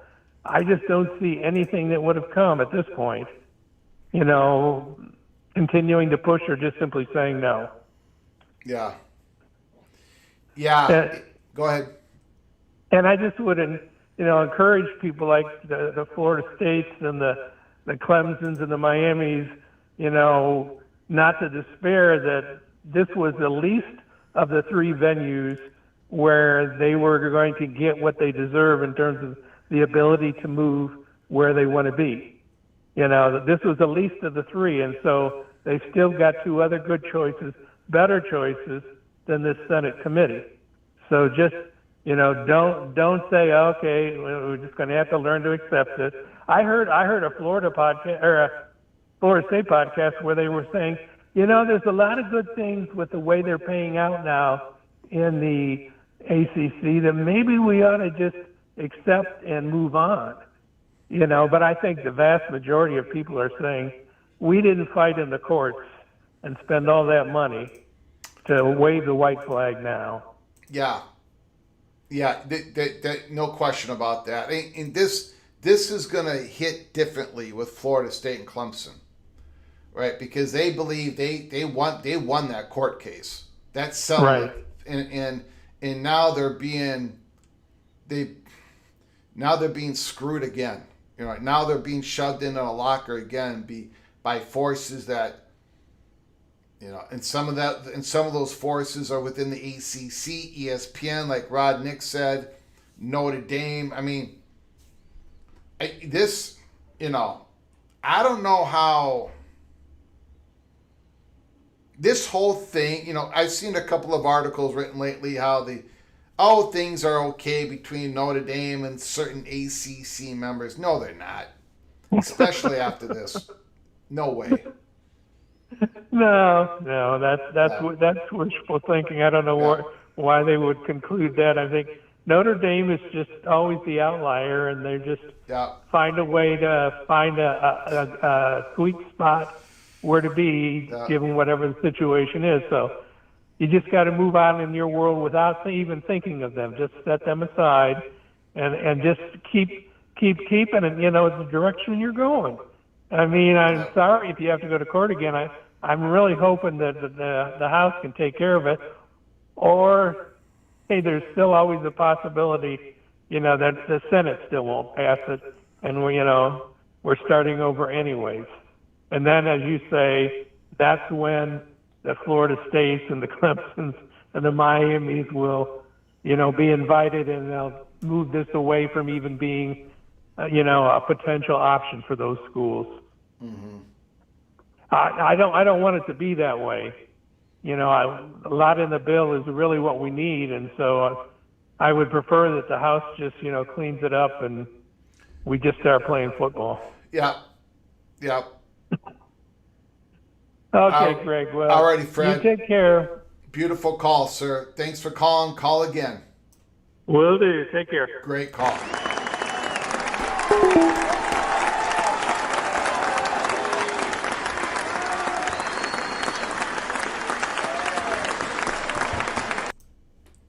Xmas Talks, and by the way, Xmas Talks, I know that's not how you pronounce your handle. But I've been saying Xmas Talks for so long, I think we're just going to keep it. And I still really do not know how to say what your handle is. I hear Moen say it every once in a while the correct way, but then I'm like, I can't remember that. Xmas Talks, thank you so much for the $2 holler super chat. The Badgers won't have a winning regular season record. Now, is this an I do declare? Is this an I do declare statement? If it is, I don't know if that's bold enough to get booked. Because I don't have, I don't, what is the win total for the Badgers in Vegas?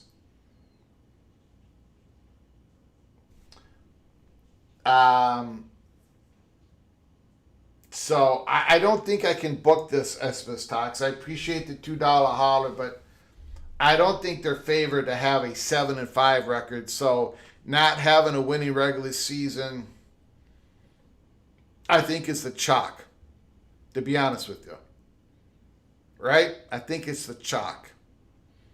So, but anyways, I agree with you, Xmas Talks. Thank you for the $2 holler. Very much appreciate it. Thank you, sir. Thank you very much. Appreciate your generosity.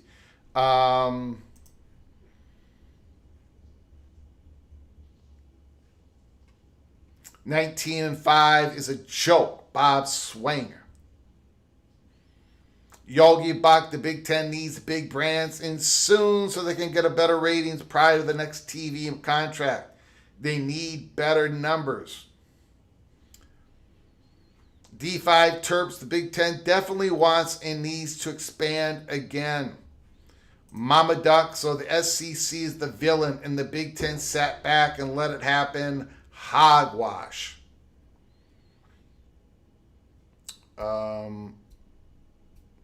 No Berman, 19-5 is a joke. Hope Texas Tech is left behind.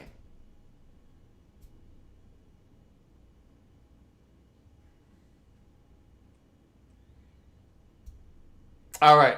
I think we're going to lock it up. We've been on the air for over 2 hours, 2 hours and 8 minutes. I do want to thank everybody for joining us. We still have 164 people in. I really appreciate everybody coming on in here, chopping it up, talking college football. We went through the Athletic article on the top 8 sleepers in college football. There was a TCU mention, a Louisville mention, California mention as a sleeper. Oh, and what was that other team? Oh, that maroon and gold team. The Minnesota Golden Gophers picked as a sleeper to make the college football playoffs in the Athletic. So again, of course, we had to go through the article. And then we went through the article that we took on earlier this morning, the Florida State, the chairman of the board, Peter Collins, talking about his thoughts on this 19-5, the task force created by the state of Florida Board of Governors. They're going to be putting on the pressure now on the U.S. House of Representatives in the state of Florida, and there's a lot of them. They're going to make it known that they're not for the 19-5 part of this bill. And I think we've been told that interest around another ACC university is going to make their thoughts known about what they feel about the 19-5. So that is coming up shortly here at Peek Around the Corner. And I do want to thank everybody for joining us. I appreciate it. We're going to be coming on live tomorrow, Thursday, August 6th. We're going to be chopping it up once again. Every day is a good day to talk about college football, and I think August 6th on a Thursday is a perfect day to talk college football. So buckle up, brace for impact. If you've liked our program today, please smash the like button before you leave. Subscribe and get yourself notified by ringing the notification bell. Until next time, from all of us at PATC to all of you, please, you all take great care of each other. And as always, God, family,